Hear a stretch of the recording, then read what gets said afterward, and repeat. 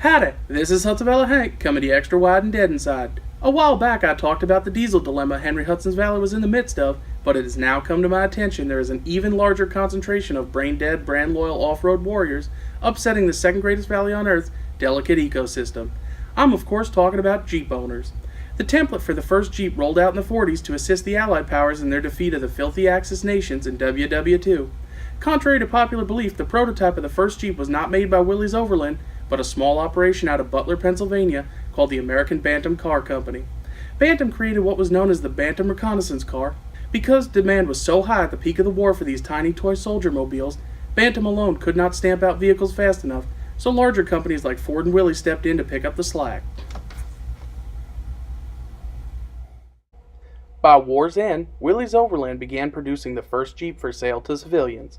The sales figures for the puny Plain Jane CJ were not great, as most Americans wanted to cruise the countryside in comfy chrome-clad land barges that could carry the entire family. With sales falling flat, Willys Overland was forced to market the CJ2A as a tractor.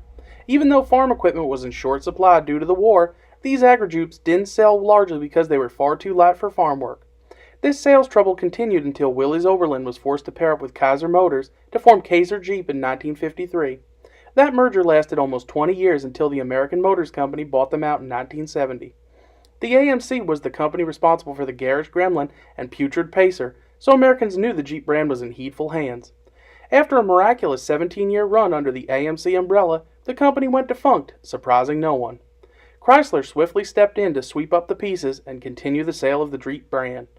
With the backing of Chrysler, Jeep unveiled the Wrangler in 1987, and the world has never been the same.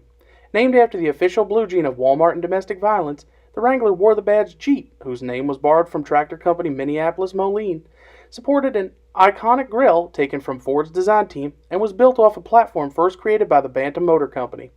Most folks claim Jeep is one of the most American vehicles on the road today, and old Hank would have to agree, because what could be more American than taking ownership of someone else's property and profiting off it?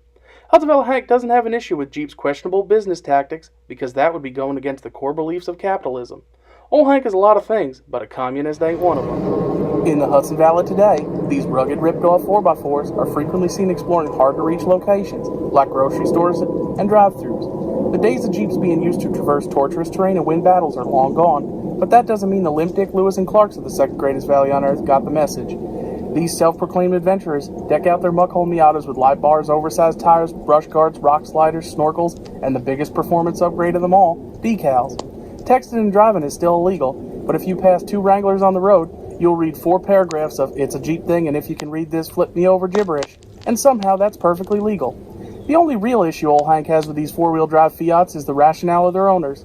I suppose the only way to justify buying a vehicle that is top 10 in both least reliable, car brand, and highest resale value would be to say it's a Jeep thing.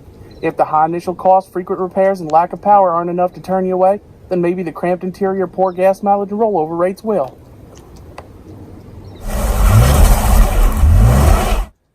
Hey man, you still got that Wrangler? Yeah, I need a little tug.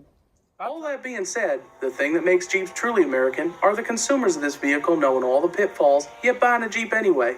Freedom is a beautiful thing, and no real American can fault a person for taking full advantage of their individual right to choose. There may be a lot of tangible negatives to Jeep ownership, but there are even more positives that might not be visible to the outside world. Jeep ownership is a national brotherhood that us non-owning Jeep folks only catch glimpses of occasionally in small instances, like the Jeep Wave. Old Hank can't help but feel a bit left out when he sees Jeep owners dropping the top and swapping stories of their 4-wheel fun in the sun. These vehicles helped us win World War II, and now almost 100 years later, they are powering people to come together and enjoy the freedom they helped preserve all those years ago. Hudson Valley Hank may hate a lot of things, but Jeeps are certainly not one of them, because they have more than earned their place on our Hudson Valley highways. This has been Hudson Valley Hank. You can take it to the bank. Sleep peaceful, sweet valley of mine.